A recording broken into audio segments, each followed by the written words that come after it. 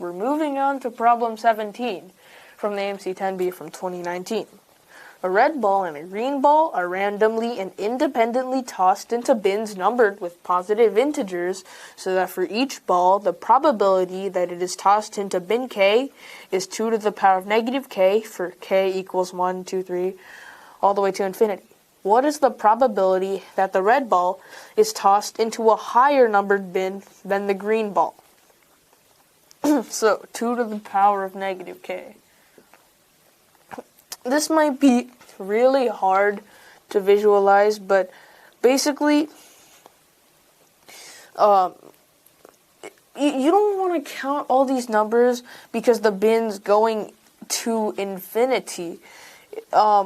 So, since the K values are equal to 1, 2, and 3, ... Now, okay, so there's two balls where K equals 1, this is 1/2 probability for going in there, but there's 1/4 if both.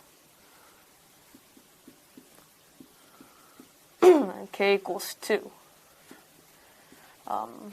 There's now 1/4 probability, but now there is,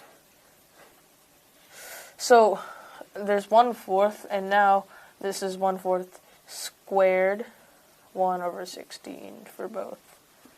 If both balls go in to the same box. And we see that it's you're basically squaring it, and you keep on going down. Since they don't specify where K stops, it stops at infinity. This is an infinite geometric sequence, so we can use the formula on this. Now, we want to consider if both, because if they land in different ones, that's got to be harder, and the difference is not going to be 1/2, and the first term is not going to be 1/2, since that's for 1, and you'd be counting all the way to infinity, so we want to calculate if both happens. So this is going to be 1/4, the first term, over 1 minus the difference, which is common difference, 1/4. This is 1/4 over 3/4, which is 1/3. That is going to be our answer for this problem.